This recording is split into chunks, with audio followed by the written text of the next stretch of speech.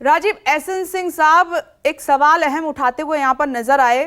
उन्होंने कहा कि सिक्योरिटी लैब्स पहली बार नहीं हुआ है, इससे पहले भी बड़े देश के बड़े बड़े नेताओं की सिक्योरिटी लैब्स हुई है, उनमें उनकी जान चली गई। वो इंदिरा गांधी का भी जिक्र करते नजर आए, राजीव गांधी की सिक्योरिटी लैब्स हुई थी, तो ये उस घटनाओं से कंपेयर कर रहे हैं।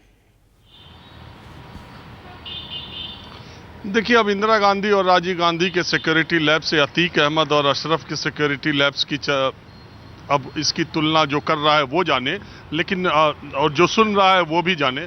लेकिन मैं सिर्फ इतना कह रहा हूँ, ये जो सारे घटनाक्रम है, अगर आप इसमें चीज़ों को अलग अलग करके देखेंगी तो आपको शक और शुबहा आपका बढ़ता जाएगा। पहले कारण चाहे जो भी रहा हो, पहली बात है, मैं कुछ चीज़ें रख देता हूँ।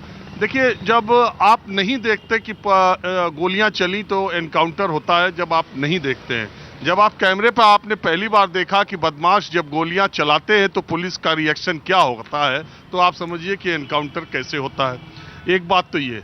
दूसरी बात, जब अतीक अहमद को साबरमती से प्रयागराज तक पुलिस की जो प्रिजन वैन है उसमें लाया गया और डीसीपी लेवल के और तमाम इंस्पेक्टर्स की फोर्स पर लगा दी गई, तो जिस अतीक अहमद का सबसे ज्यादा दुश्मनी, सबसे ज्यादा उसके शोषित, सबसे ज्यादा उसके सताए गए जिस इलाके में है, उसी इलाके में आप अतीक अहमद को एक एसओ की जीप से लेकर के आ रहे हैं और लेकर के जा रहे हैं। पहली बात। दूसरी बात, दूसरे थाने की पुलिस उसको मेडिकल कराने के लिए कॉलविन हॉस्पिटल ले आ रही है।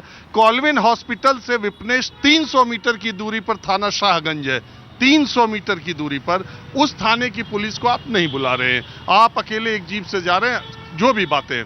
दूसरी बात, आप ख्याल कीजिए, वीडियो में जैसे ही अतीक अहमद ने कहा कि मेन बात है कि गुड्डू मुस्लिम, इतना ही बोल पाया, तब तक फायर, तब तक गुड्डू मुस्लिम ही आखिरी शब्द अतीक अहमद के मुंह से निकल पाया और तुरंत गोली मार दी गई।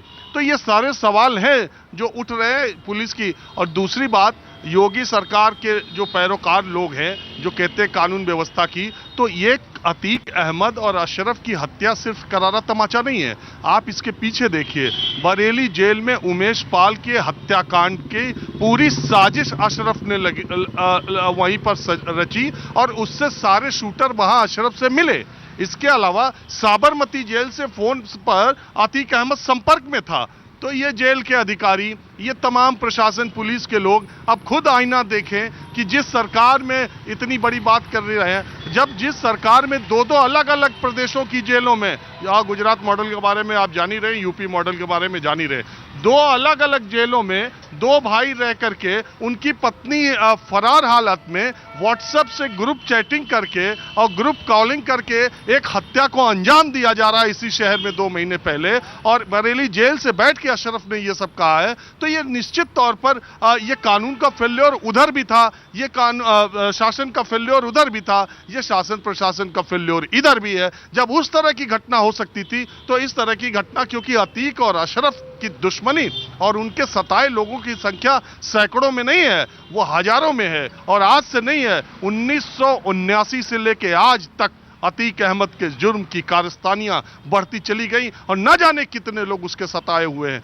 दूसरी तरफ उसके पाले और पोसे हुए भी बहुत हैं जो पिछले कुछ समय में अब उन्हें ऐसा लग रहा था कि अतीक और अशरफ का सितारा गर्दिश में चला गया है। अब शायद ये वो पैसे की उगाही अब अपना कट नहीं ले पाएंगे, अब इसके बुरे दिन चले गए हैं। वो लोग अतीक अहमद और अशरफ से अब नजरें मिलाने लगे थे, अब जवाब देने लगे थे। तो बड़ा पेचीदा केस है। प्रयागराज का हर आदमी अतीक अहमद को जानता है। कल ही मैं एक बात यहीं पर लोगों से जब बात कर रहा था तो कहे कि अतीक अहमद को प्रयागराज का कोई आदमी गोली मारे ये तो दूर की बात है, उनके जिंदा रहने तक उनको गाली देने की हैसियत किसी की नहीं थी, क्योंकि उन्हें तो डर था, उनके हर तरफ आदमी थे। वो गाली भी अगर कोई दे दे तो वो जिंदा रहेगा कि नहीं इसका पता नहीं था। तो कोई प्रयागराज का आदमी गोली मार दे अतीक और अशरफ को, ये मुमकिन नहीं था। ये दूर के लोग ही जिन्होंने उनका जलवा नहीं देखा है, उनको ही किसी तरह से सुपारी दे के कॉन्ट्रैक्ट किलिंग कराई गई है। विपनेश, ऐसा बहुत ज्यादा लोगों का मानना है।